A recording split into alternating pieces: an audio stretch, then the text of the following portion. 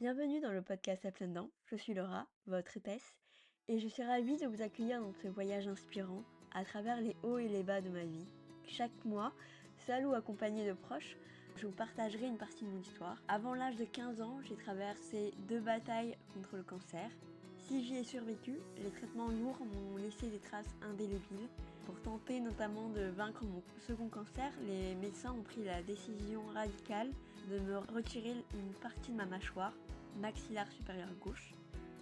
Malgré cette épreuve, je continue de croquer la vie à pleines dents, d'où le nom du podcast, un clin d'œil à ma résilience face à la diversité.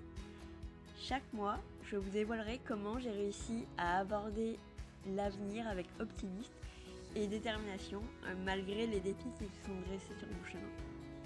J'espère que mon parcours de vie pourra vous inspirer et encourager chacun à croire en ses capacités.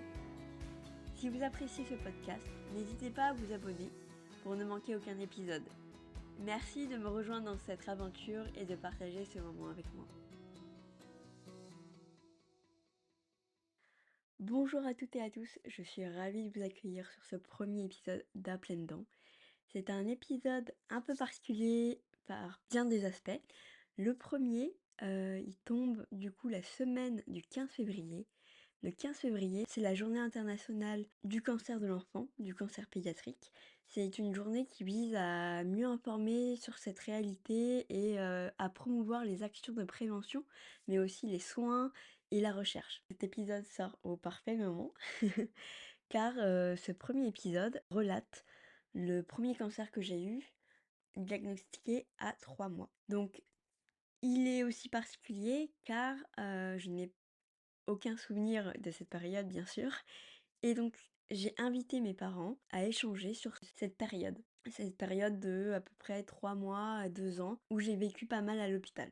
Je dois vous avouer que je pensais participer un peu plus activement à cet épisode. Finalement, mes parents se sont livrés comme jamais. Peut-être parce que c'est la première fois que nous prenons le temps, tous les trois, pour discuter, pour échanger, pour qu'ils puissent me partager notre histoire commune. Je sais ce qui m'est arrivé dans le passé, par des bribes de conversation avec ma mère, par des échanges avec des médecins. Donc je me suis rendu compte à l'enregistrement de cet épisode que je ne savais pas tout. Nous n'avions jamais eu cette conversation avec mes parents.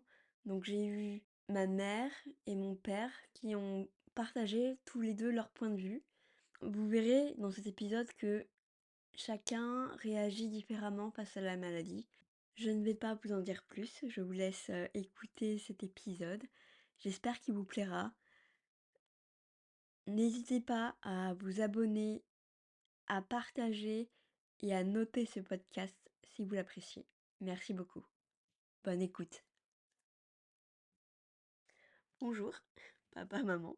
Merci de venir échanger avec moi sur cette période compliquée qu'a été les premiers mois de ma vie, mais les 2 premières années de ma vie. Je vais vous laisser vous présenter. Je suis le papa de Laura, je m'appelle Patrice, j'ai 63 ans. Je suis la maman de Laura et je m'appelle Peggy. Merci d'être là, de partager cette histoire avec moi et aussi avec les auditeurs. Je sais que c'est des souvenirs qui sont assez compliqués. Je peux commencer par exemple par ma naissance ou même avant ma naissance. Je me souviens que tu es née le 24 avril par césarienne.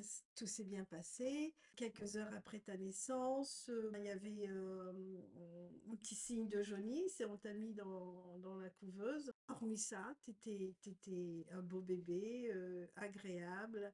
Comme tout parent, donc quand on attend un bébé pour la première fois, donc on se dit, on va, j'espère que l'enfant, il aura tous ses doigts, tous ses orteils, il y aura pas de souci. Donc de ce côté-là, tout s'est bien passé.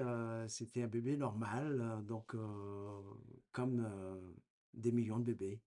Donc c'était un très beau bébé. Et donc très vite des symptômes sont apparus. Très vite, non, mais au bout de un mois, 3-4 mois, tu as commencé à vomir. Tu gardais pas ta nourriture et tu vomissais. moi, j'avais repris le travail et je l'avais associé à le fait que tu étais chez une nourrice. Et je me souviens à l'époque, c'était une dame très gentille qui habitait Cergy. Mais j'avais associé le fait que j'avais repris le travail et que tu étais perturbée par mon absence. Au fil du temps, comme j'étais allaitée, donc je ne pouvais pas quantifier la nourriture que tu prenais. Il s'avère qu'un dimanche soir, on a eu la visite d'une amie, donc que vous appelez tous dans la famille Tata Anna. Donc Anna est venue nous rendre visite et elle t'a regardée et elle m'a dit, mais elle est toute pâle, elle est toute blanche, elle, elle a examiné tes yeux, le blanc, elle disait que tu avais presque pas de sang, tu étais blanc comme un linge. Elle m'a dit, il faut t'emmener rapidement consulter un médecin. Donc, c'était la chose que j'avais faite dès le lendemain. J'avais rendez-vous, de toute façon, au PMI. Donc, je t'ai emmené voir le docteur Guéné. Et le docteur Guéné, après t'avoir examiné, m'a dit, il faut absolument que vous emmenez votre enfant à l'hôpital de Pontoise. Donc, j'ai pas hésité, je t'ai mis dans la voiture et je t'ai accompagnée. Je me suis rendue à ce moment-là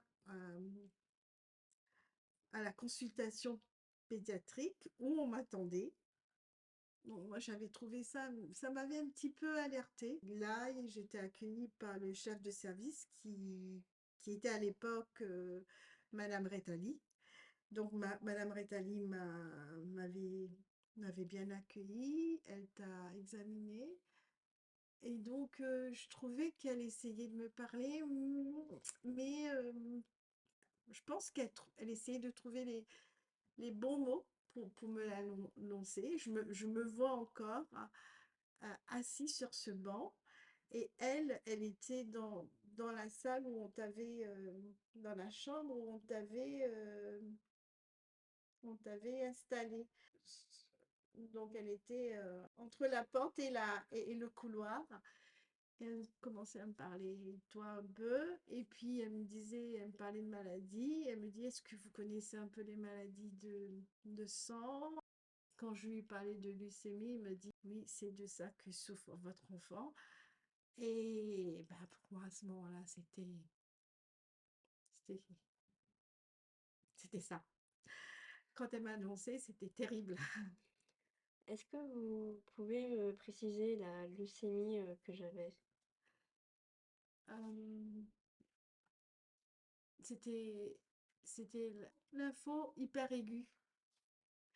Et donc, ça, le jour même, on ne me l'a pas annoncé. C'est après que, quand tu étais soigné à Saint-Louis, qu'ils ont pu vraiment définir le type exact pour en revenir à l'hôpital.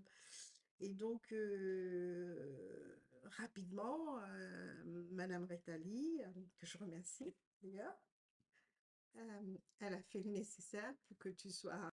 C'était où? Prise en charge Oui, à rapidement. Saint-Louis, oui. Ouais. Donc, il y avait eu l'organisation. Une ambulance, t'es parti directement en ambulance à Saint-Louis. Et donc, moi, j'ai travaillé sur Paris et je vous ai rejoint à l'hôpital. Et donc, je pense qu'on a été accueillis après par le professeur Chesson, qui était le chef des services d'hématologie à l'hôpital Saint-Louis. Et ils avaient un peu de mal à répondre à nos questions parce que je pense qu'ils voulaient pas trop euh, nous inquiéter. Donc pour eux, tout allait, ça va aller, tout va bien, donc on s'en occupe. Bien, ils ont bien pris en charge Laura et donc tout a été fait rapidement et pour qu'elle puisse avoir les soins assez rapidement. Donc on a commencé assez tôt, hein, la chimiothérapie, je crois. Donc, à peine à 2, 3 jours après, hein, je pense que Ouais, en fait, quand on est arrivé à Saint-Louis, dès le lendemain, ils ont effectué des examens sanguins et donc ils ont commencé à mettre en place un protocole de soins. Qu'il faut dire, on était bien accompagnés. C'était pas toujours facile parce que, en tant que parents, on était dans des situations difficiles. On n'était pas forcément très facile à entendre des choses difficiles, hein. Donc, il y avait l'équipe qui était toujours là et qui nous donnait des résultats sanguins tous les jours, qui nous informait d'évolution de ton état. Et il faut dire que tous les jours, on attendait les résultats sanguins pour savoir comment tu étais. Parce que, comment dire, ce qu'il faut savoir, une fois qu'ils ont commencé la chimiothérapie, il y a la destruction des cellules qui se font et il faut toujours avoir un certain nombre, globules blancs, globules rouges et tout ça. Il faut vraiment que ce soit bien. Et nous, tous les jours, avec tous les parents, on était là, on attendait les résultats pour savoir vraiment comment allaient nos enfants, quoi. Est-ce que vous pouvez me dire exactement ce qui se passait dans mon sang? Dans ton cas précis, c'était que les globules blancs se multipliaient d'une façon... exponentielle. ouais, Les globules blancs progressaient d'une façon exponentielle et réduisaient les globules rouges. Euh, En fait, ce que je voulais aussi rajouter, c'est que quand on nous a annoncé le verdict, donc on n'y était pas préparé. Pour nous, c'était quand même des nouvelles difficiles à assimiler. Mais tout de suite, on s'est dit qu'il fallait on se batte, qu'on se donne, il fallait qu'on fasse tout notre possible, on fasse le maximum et qu'on soit très proche et qu'on donne le maximum de notre temps et de notre énergie pour combattre la maladie avec toi. Puisque tu es arrivé, tu es bébé, 4 mois, et tu n'as rien demandé, et ça te tombe dessus. Donc, on se demandait, on posait la question, mais comment ça se fait? Où est-ce qu'on, où est-ce qu'on a fauté? Est-ce que c'est héréditaire? D'où ça vient? Et je me rappelle avoir posé la question au professeur Chesson. Il m'a dit, mais monsieur Batil, bah, si je savais, je serais prix Nobel.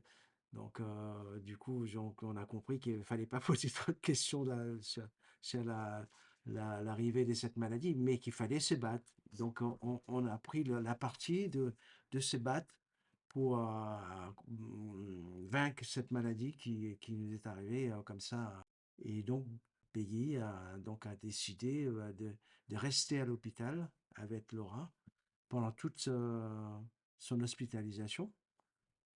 Et ça a duré des années, hein. On peut dire que elle dormait dans l'hôpital, dans les chambres, et des fois c'était dans les chambres mises à disposition, mais on était proche, du moins elle était proche de Laura, elle l'accompagnait pendant toutes ses soins.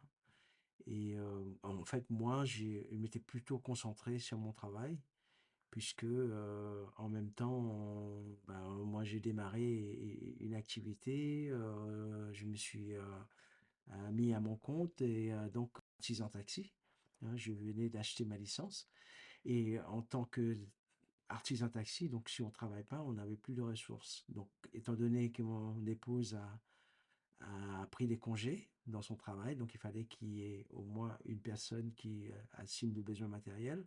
Donc elle était à l'hôpital et moi, je me concentrais dans le travail. Donc, on arrivait à se partager comme ça et quelquefois, une fois par semaine, de temps en temps, pas assez souvent. Donc, je la remplaçais à l'hôpital et puis pour la laisser souffler un petit peu, mais la plupart du temps, c'est plutôt elle qui était à l'hôpital. Alors moi, ce que je voulais dire, c'est que au passage, je tiens à remercier la société pour laquelle je travaillais à l'époque. J'ai eu un responsable qui a su m'accompagner et qui, à l'époque, quand ça s'est produit, c'était en 1990, le congé parental d'éducation n'existait pas. Donc, il y avait le choix soit d'arrêter de travailler ou aller travailler. Mais ce qu'il faut savoir, mon employeur à l'époque, euh, ben, ils ont tout fait pour m'accompagner.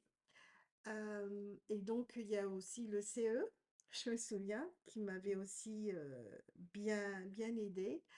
Et donc, c'est vers cette période aussi que les parents, certains parents à l'hôpital de Saint-Louis se sont regroupés pour se battre, pour que se mette en place un système pour que les parents ne soient pas pénalisés lors des maladies, des longues maladies de leur enfant.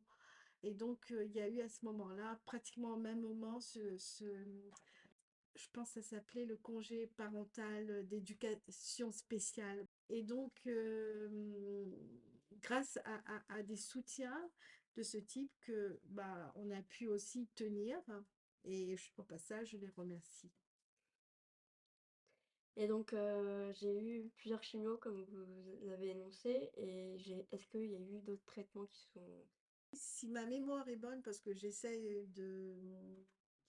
d'eraser tout ça de ma mémoire, mais le protocole, c'était on avait mis en place, une chimio pour terminer par une greffe, par une allogreffe. L'allogreffe, c'est qu'on prend tes cellules, on les nettoie et on te les réinjecte. Donc, c'est ce qu'avait décidé le service du professeur Chesson et aussi du professeur Baruchel à l'époque. Donc, les traitements ont duré combien de temps? Je me souviens pas. Ça, durant 6 mois peut-être, je crois. Donc, en fait, quand tu dis on prélève les cellules, c'est d'ailleurs, ouais, voilà, quand on dit nettoie, c'était, on essaye par la chimio d'éradiquer toutes les Mauvaises cellules. tellement malheureuses hein, qu'on.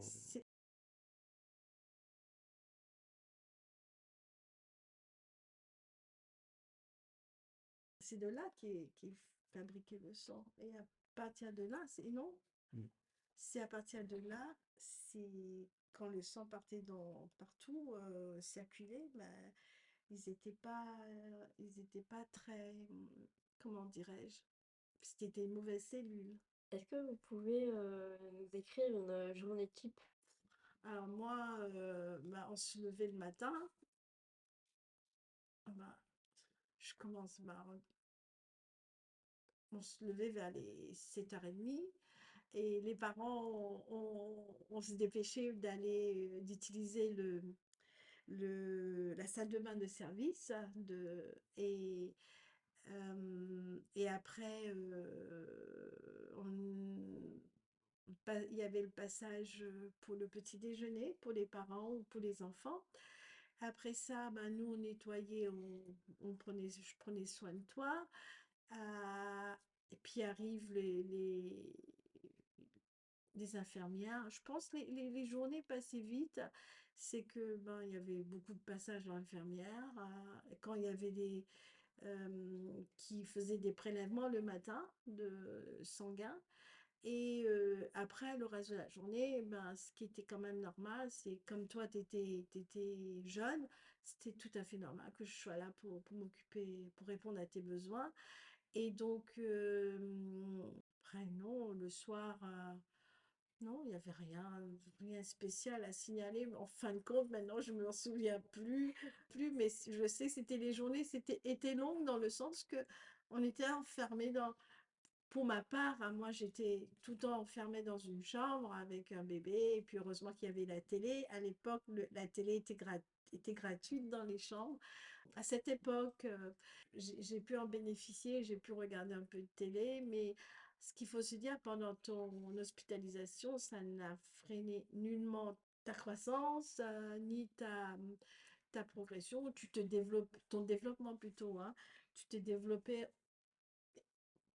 comme un enfant qui n'était pas souffrant. Donc, je pense aussi c'était le fait d'être présente tout le temps.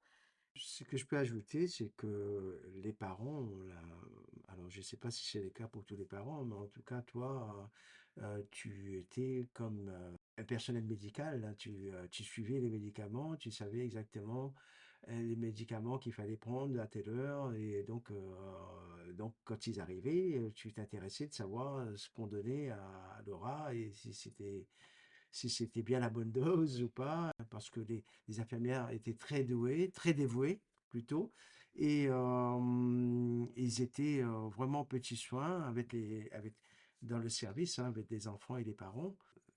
Le service hématologie Saint-Louis, c'était des gens qui étaient très très à l'écoute des parents et très attentifs et on avait beaucoup de soutien. Je voulais dire aussi que le service médical, le professeur Chesson, et nous donnait aussi le protocole, nous donnait communiquer énormément avec les parents.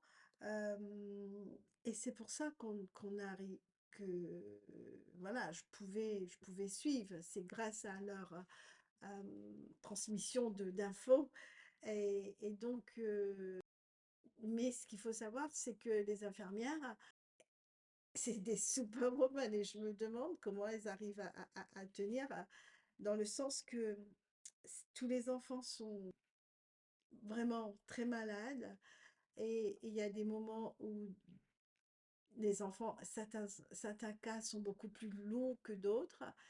Je me souviens aussi des cas où des malades sont arrivés de l'étranger, où ils sont seuls. Et fort heureusement que les infirmières étaient là pour leur tenir compagnie. Quand je parle d'infirmières, je parle aussi d'aides-soignantes, hein, et tout ce monde-là, je veux dire, il- ça requiert beaucoup, beaucoup, beaucoup d'amour et de passion pour pouvoir répondre à l'écoute pendant la journée ou la nuit aux aux besoins des gens, aux besoins des malades. Et c'est pas facile. Oui, surtout, ce que je peux rajouter, pendant le traitement de Laura, il y a eu des moments qui ont été assez difficiles quand même, puisque en état d'aplasie, hein, donc elle n'avait pas des défenses immunitaires, elle était en chambre stérile, et il y a des précautions extrêmes à prendre, c'est-à-dire qu'on doit avoir des surchaussures, des blouses, des gants stériles, des masques, et, et en plein été, c'était quelquefois difficile, hein. Donc il y avait les grosses gouttes qui coulaient quand même des fronts et tout ça. Mais ce qu'on pensait donc, c'était quand même un petit peu difficile, mais on a dit qu'il fallait tenir bon quand même, surtout quand on pensait que ben, Laura aussi était dans le même si elle n'avait pas les équipements que nous avions, mais elle était aussi dans le même cas que nous, hein.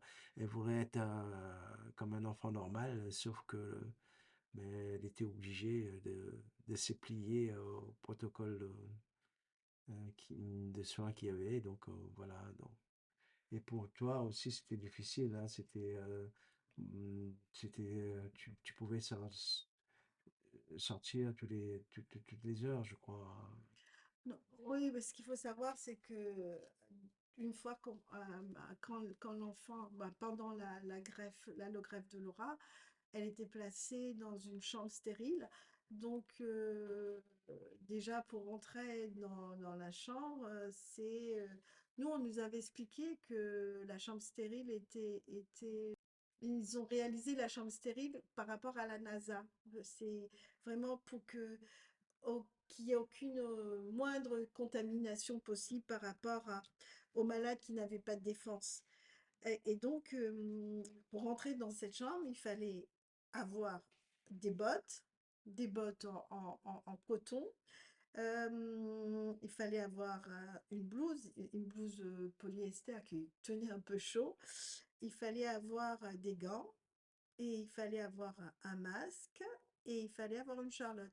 Moi, je sais qu'au fil du temps, c'était les gants qui m'avaient un petit peu dérangée parce que j'avais commencé à faire une allergie aux gants.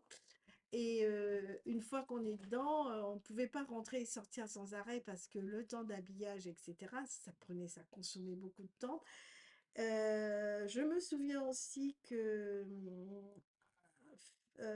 un moment, Femme Actuelle, le magazine est venu prendre Laura en photo et on l'avait mis dans un magazine de Femme Actuelle et on l'avait appelé l'enfant bulle. J'ai pas gardé l'exemplaire, mais c'est aussi pour démontrer comment sont les enfants ou les personnes en chambre stérile. Ok. Et du coup, cette première session de traitement a duré 6 mois, c'est ça? Je me souviens plus. En Ça a gros, duré en tout cas. en gros, 6 mois. Et donc, elle était restée tout le temps à l'hôpital pendant ces 6 mois, je crois, hein. Après, on a commencé à avoir des sorties. Ouais, et je me souviens, Ouais. la première fois qu'elle était sortie, elle avait une grenouillère. Ouais, une grenouillère. Il y avait une grenouillère blanche sur toi. Et c'était la première fois que tu avais le vent sur ton visage, tu te souviens? Et là, c'était quelque chose de magique. Tu étais là à vouloir toucher le vent et tu respirais vraiment. Et ça, c'était. Si on pouvait, comme maintenant, l'immortaliser par le téléphone, on l'aurait fait. À l'époque, ça n'existait pas. Mais tu tapais les mains contre la vie. Mais ça, c'était une joie de te voir comme ça, quoi. Donc, et ça a duré un bout de temps, les soins. Oui, parce que même en rentrant, il y avait des visites à l'hôpital, hein, donc ça continuait, peut-être une fois par semaine, quelque chose Bah, comme ça. une fois par semaine, il fallait que je t'emmène à l'hôpital de Pontoise à ce moment-là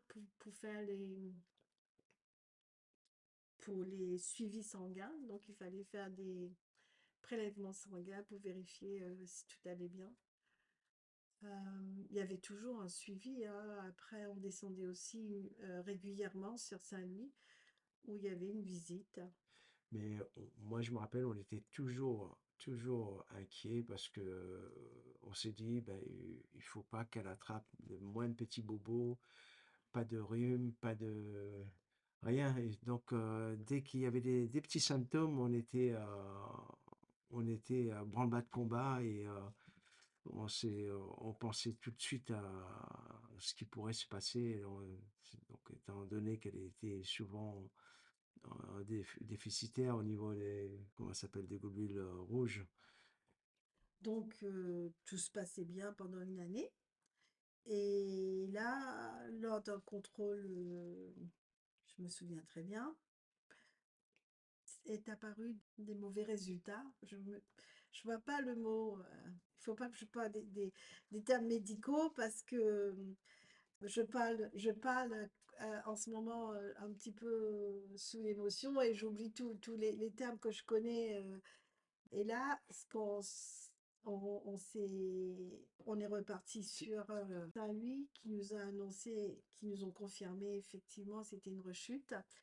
Et donc, pendant cette période, j'attendais un bébé. Donc, quand c'est arrivé, j'étais enceinte de 8 mois.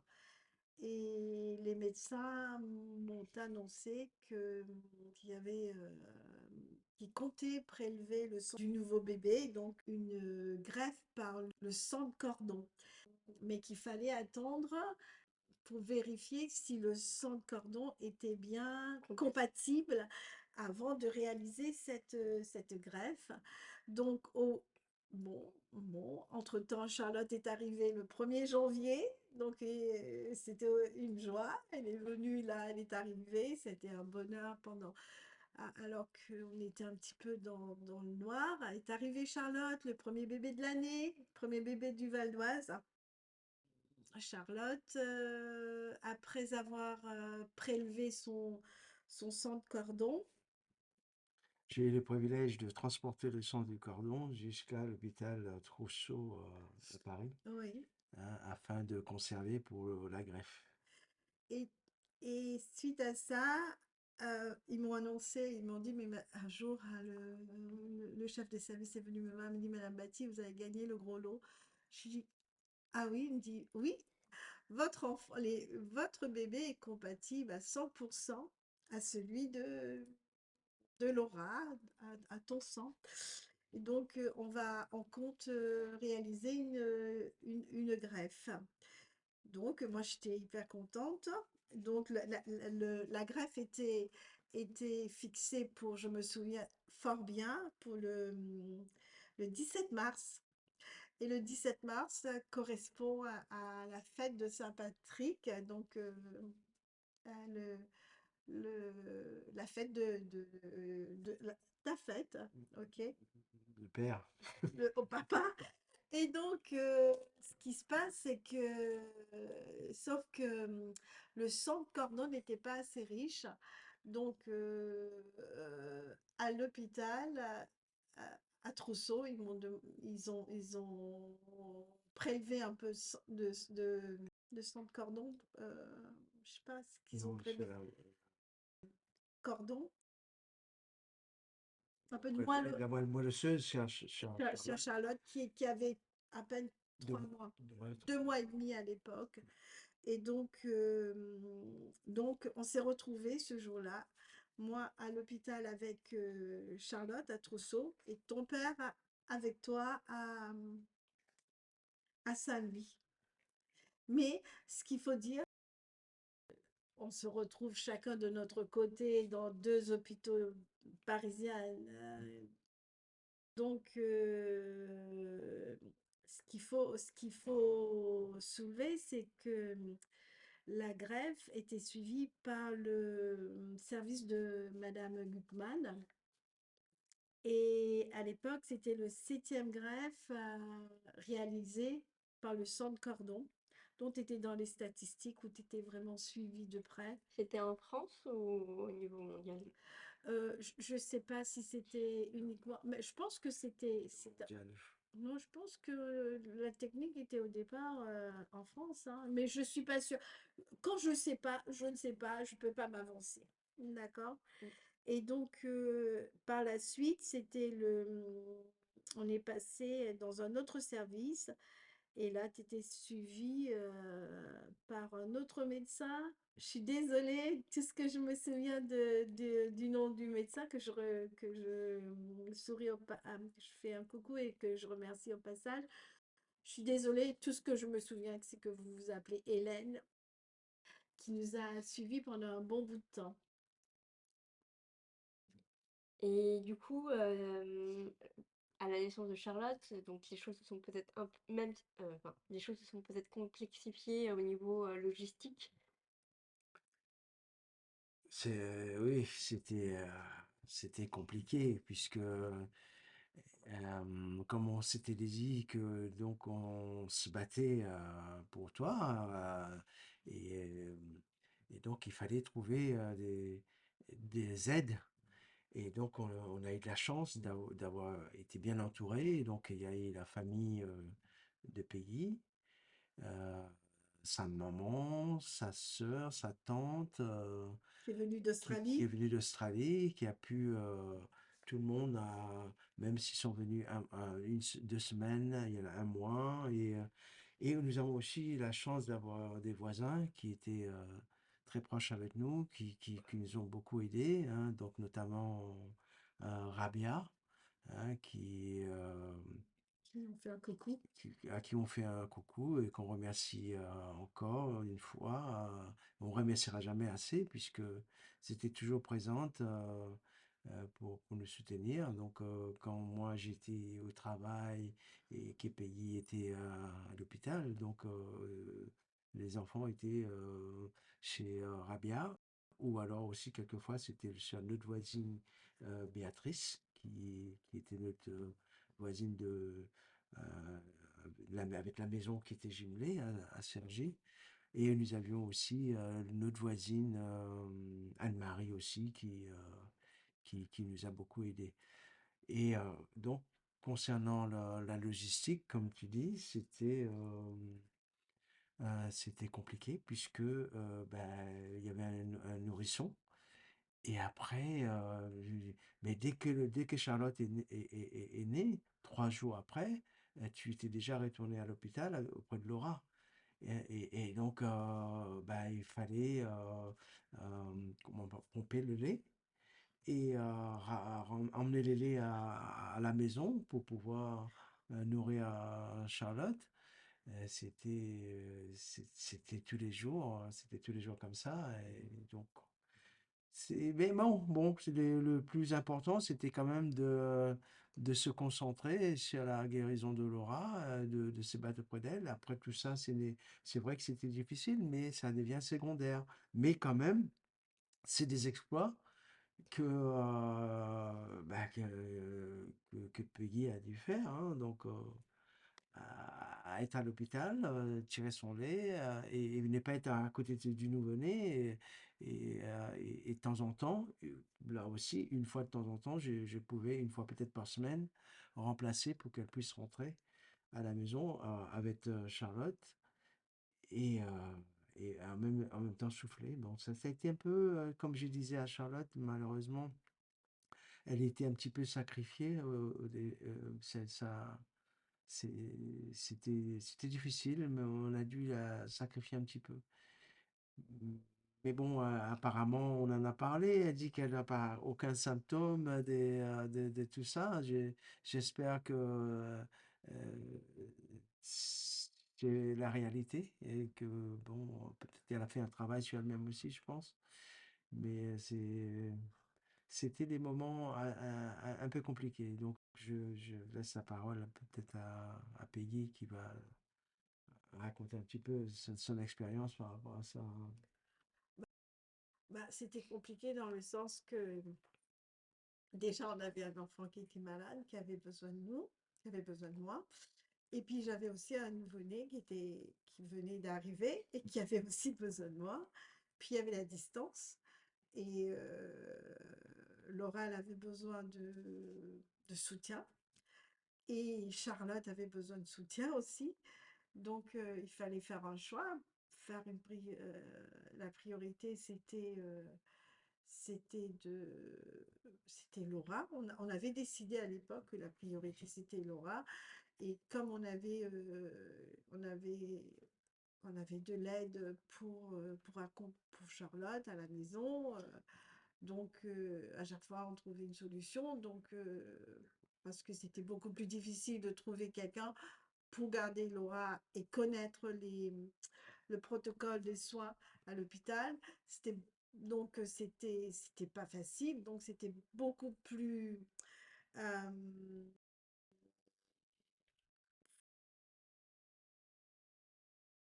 facile de trouver de la famille, de trouver des personnes, des soutiens pour Charlotte. Mmh. Donc Charlotte, bah, ça a duré jusqu'à, je pense, c'est 3, 4 mois de Charlotte.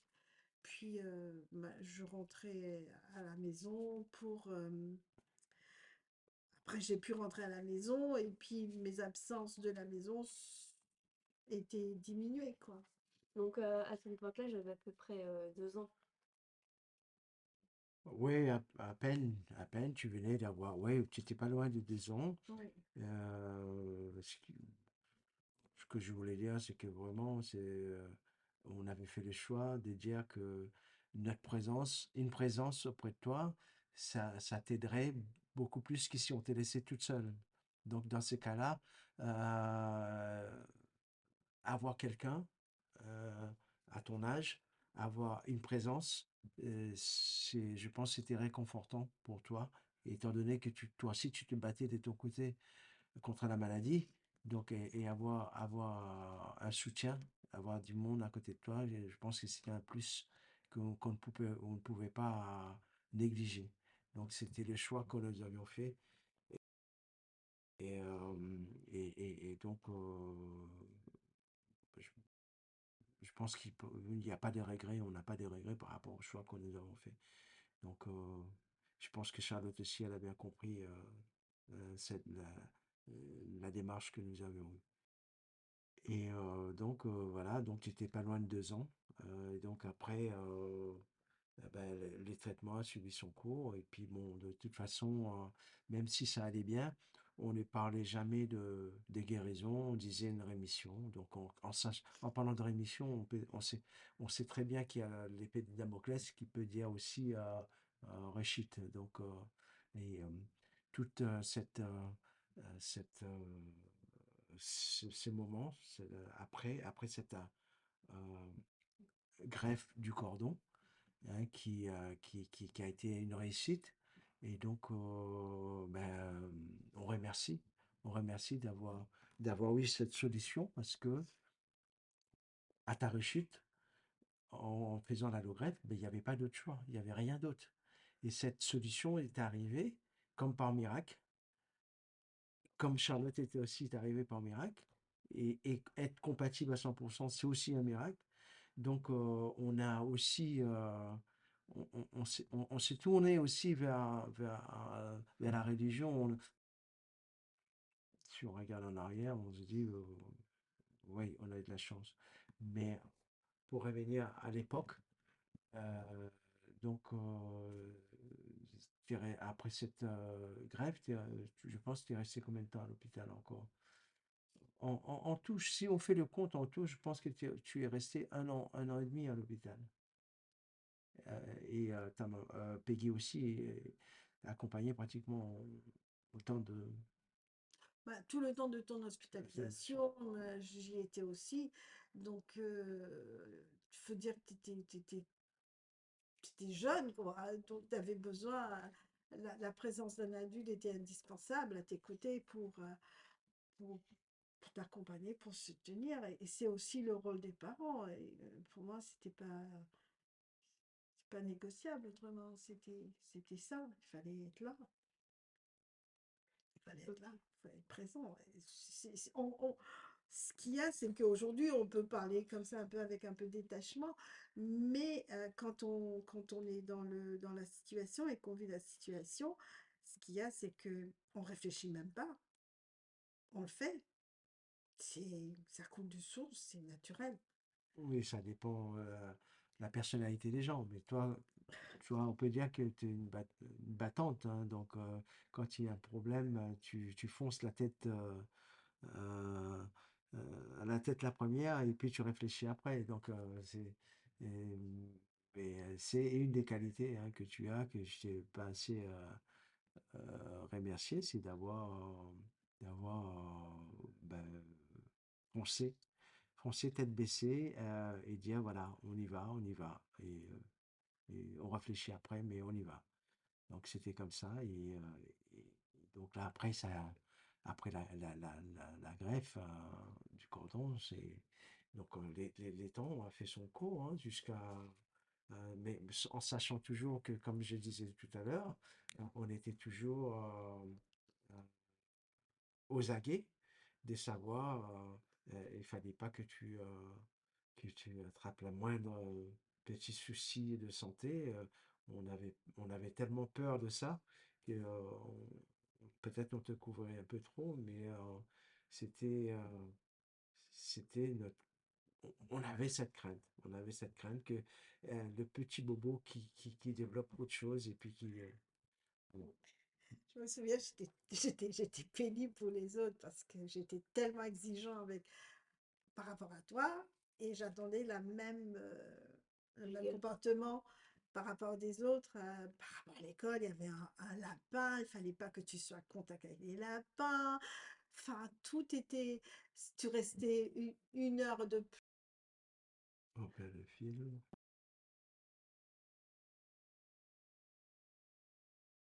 soleil, j'en ai fait tout un pataquès à l'école parce que tu pouvais pas rester au soleil, parce qu'on t'avait interdit, il fallait tout le temps un chapeau.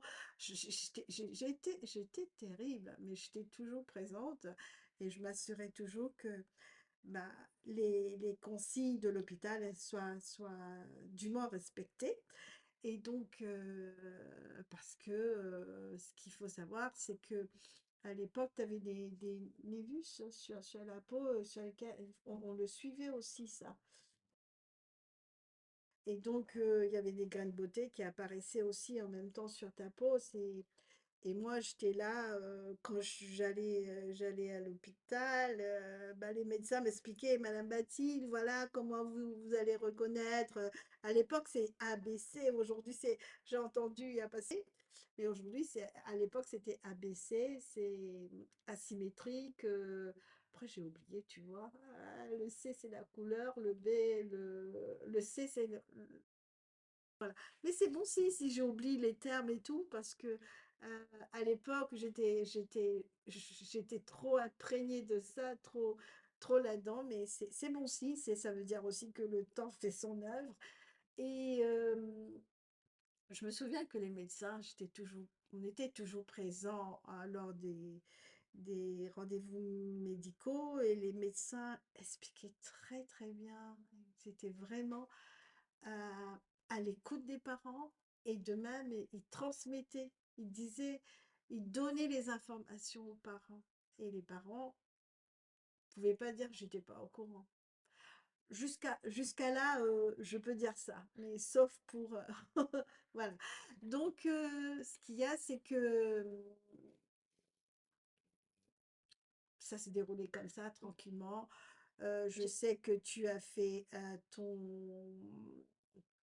comment on appelle ça? Primaire? Avant le primaire, c'est quoi? La maternelle. Tu as fait la maternelle sans aucun problème. Tu avais un peu de problème de langage. Tu as été suivi, t'as été suivi par un orthophoniste qui est parti maintenant entre-temps au Liban, mais franchement, elle a fait un travail formidable.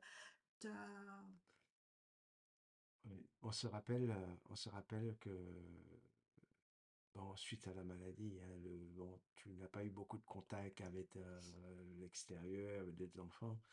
Et on se souvient que tu appelais ta Charlotte, ta sœur, tu l'appelais au revoir. Quand tu la voyais, tu lui disais au revoir. Oui, Mm. ceci est dû, c'est que pratiquement le seul mot que tu avais entendu davantage parce que les gens venaient et quand ils partaient, les gens venaient te voir et quand ils partaient, on disait au revoir. Et pour toi, c'était le seul mot que tu savais dire à l'époque, 2, 3 ans, c'était au revoir, au revoir. Et si bien que ta sœur, tu l'appelais au revoir. Et oui, donc après, bon, la vie a suivi son cours avec tes rendez-vous mensuels à l'hôpital jusqu'à que tu 13 ans.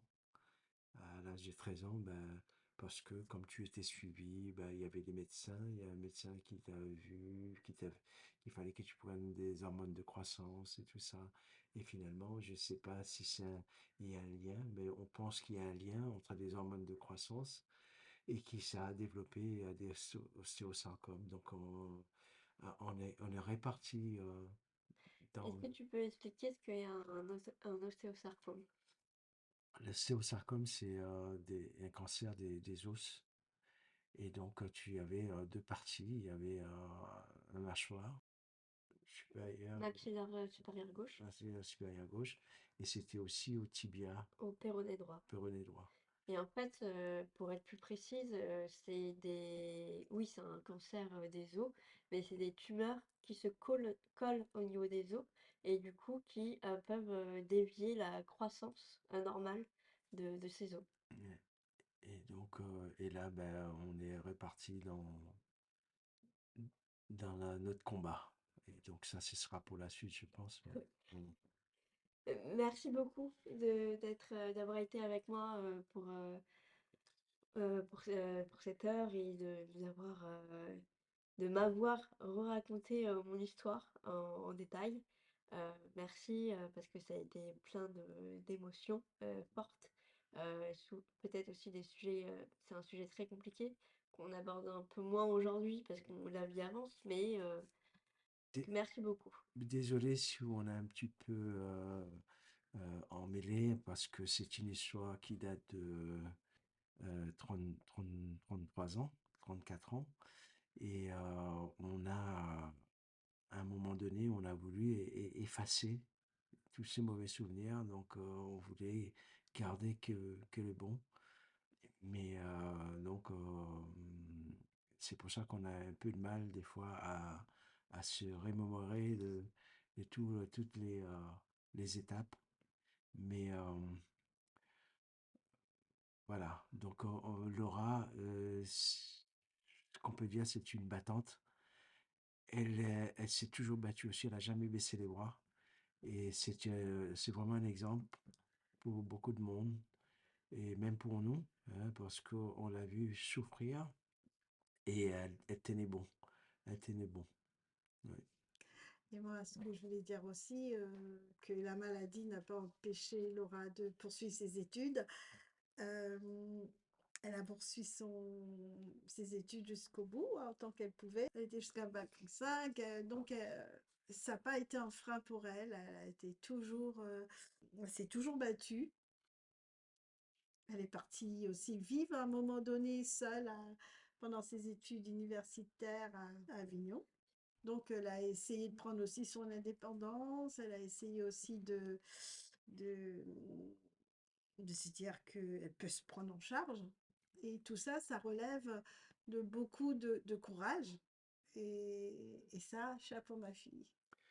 Le message qu'on pourrait passer aux auditeurs, aux auditrices qui écoutent ce podcast, c'est s'ils sont dans le même cas que Laura, de ne pas baisser les bras, de se battre, donc d'être positif et d'avoir des objectifs. Et en ayant des objectifs, ben, on fait abstraction de tout ce qui est mal et on fonce, on va de l'avant. Et donc vraiment, ne baissez pas les bras et soyez confiants. Merci à toutes et à tous d'être restés jusqu'au bout de cet épisode, fort en émotion. J'ai énormément de gratitude envers mes parents d'être venus partager au micro notre histoire. Je suis énormément reconnaissante envers eux pour l'amour, le courage, la force qu'ils m'ont donné pendant ces 2 ans, même tout au long de ma vie, mais tout du moins de ces 2 premières années, très compliquées. Je dois vous avouer que cet épisode a été un peu compliqué à monter, car à chaque fois les émotions prenaient le pas. Mais j'ai réussi. Quelques apartés sur cet épisode. Donc, ma mère nomme le docteur Hélène. Il s'agit du docteur Hélène Espérou qui m'a suivi à l'hôpital Saint-Louis jusque mes 13 ans, il me semble. Merci à tous les médecins, à toutes les infirmières, à toutes les aides-soignantes, tout le corps médical qui a pu me soigner lors de ces 2 années. Autre info que j'ai trouvée par la suite au sujet du professeur Gluckman, effectivement, c'est elle qui a mis en place le protocole mondial sur la greffe de sang de cordon. Et donc, logiquement, si c'est elle la pionnière, je serai la 7e greffée mondiale par ce procédé. C'est quelque chose dont je n'étais pas du tout au courant, qui m'a énormément surprise lors de l'enregistrement. Et je ne peux être que infiniment redevable au docteur Gluckman, à son équipe, à tout le corps médical en général. Donc merci, un énorme merci. Je profite de cet épisode qui a pour thème le cancer du sang, donc la leucémie, pour faire un appel aux dons de sang, mais également de plaquettes pour pouvoir sauver des vies. Ça demande du temps, ça demande de l'effort, mais s'il vous plaît, si vous pouvez, faites un don. Je suis la preuve vivante que ça sauve des vies. Les transfusions aident notamment aux maladies de sang, mais pas seulement, aux hémorragies quand vous avez une blessure, mais également lors d'opérations où le sang peut partir très très vite. Nous arrivons à la fin de cet épisode. J'espère qu'il vous aura plu, qu'il vous donne envie d'écouter les prochains épisodes. Le deuxième sortira le 16 mars. Je serai en compagnie de ma sœur Charlotte, qui m'a sauvé la vie. Nous parlerons de sororité, de mon deuxième cancer et comment ça a pu impacter notre famille de 5. À savoir qu'une autre petite fille est arrivée dans notre famille 2 ans après la naissance de Charlotte. En attendant, prenez soin de vous, prenez soin de votre famille et à très vite.